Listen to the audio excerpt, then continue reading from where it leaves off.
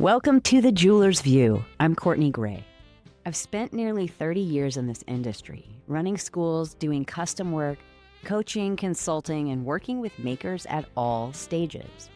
Over time, I've started to see the patterns, the things that actually move a creative career forward, and the things that can quietly hold it back. I built this podcast to cut through the noise, less time in your head or down the research rabbit hole, and more time building something real. Let's get into it. I used to think getting your work out into the world meant something big. A major show, a gallery opening, a polished website launch, some official moment where suddenly your work was out there. You get discovered, right? But over time, I've realized jewelry gathers information in a much quieter way than that. Because jewelry lives differently than a lot of art. It moves through the world with people. It gets worn to dinner, to work, to the grocery store, to weddings, to difficult conversations, to celebrations, and even to ordinary Tuesday happy hours. And because of that, it starts conversations in places that we never expect. I think especially when makers are early in their business, testing a new product line or rebuilding confidence, or shifting direction creatively, we can underestimate how valuable those small interactions really are. Sometimes simply letting your work leave the bench is the next important step. Last week, we talked about noticing who your work is already talking to. This feels like the natural next layer of that conversation. Because if your work never leaves the studio, it never gathers new information.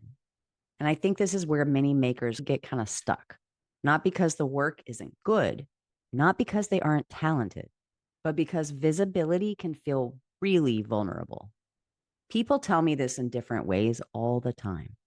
They'll say, I'm not ready yet. I need to refine this first. I don't want to feel salesy. I wasn't brought up that way. I don't want people judging unfinished ideas. I need a better collection or a fuller collection before I start sharing.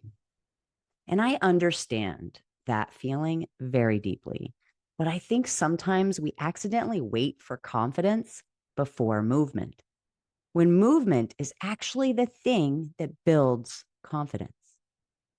Wear your work, even the experimental pieces, especially the experimental pieces. Wear the ring that you're unsure about. Wear the necklace you almost didn't finish. Wear the earrings that feel a little different from your usual work.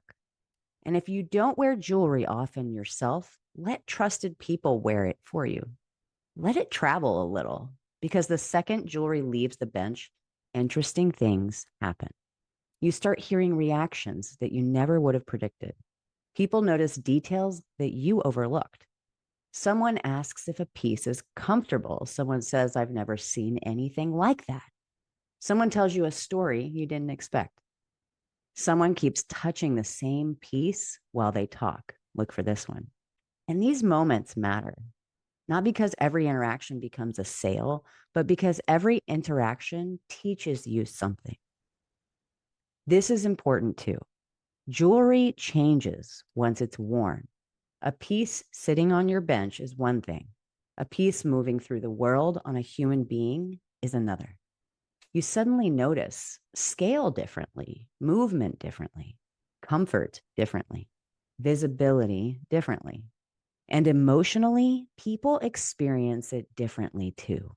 Sometimes a piece you thought was quiet suddenly becomes magnetic once it's worn. Sometimes the opposite happens. This is why I think it's so important not to keep your work hidden until it feels perfect. Your work needs real world interaction, not just your studio and your own internal dialogue. I really believe this.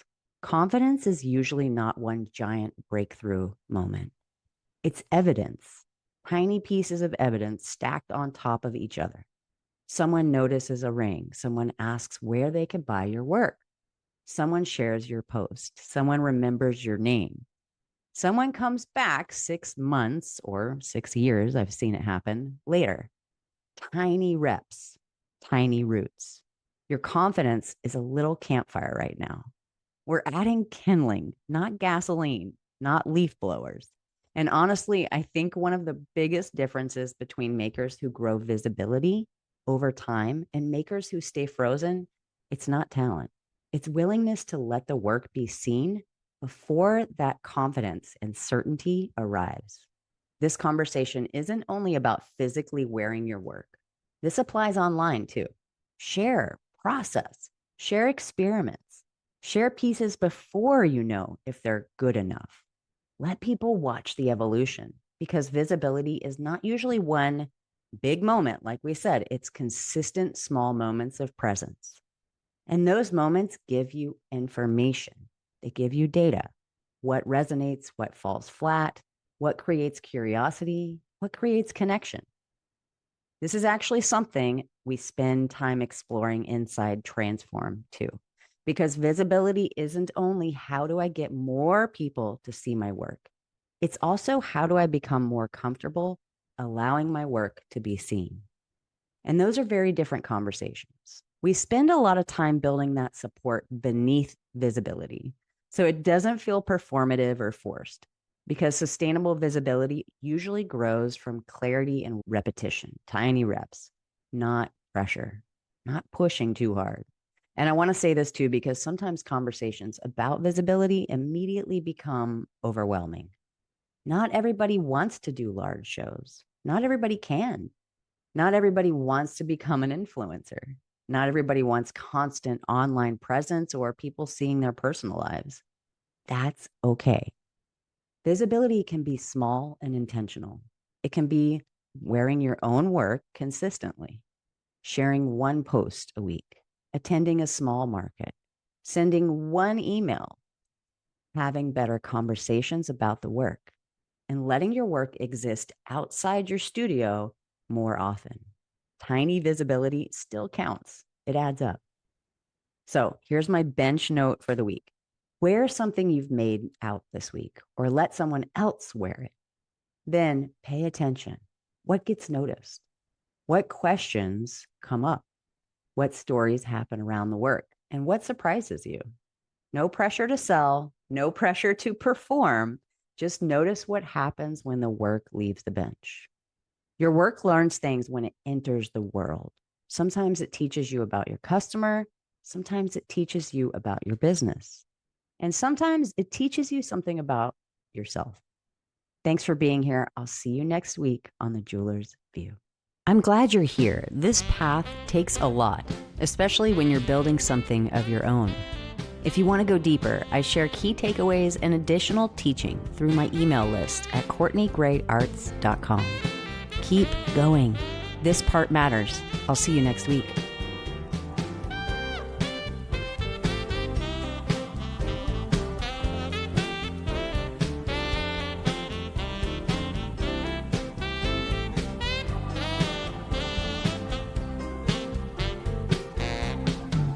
A night of singing bowls and stories untold. Yeah, here's to the dreams and how we make them, to howling at the moon, to worries and loss, sitting in solitude, feeling a little bit pissed off. Here's to the grace we have awakened,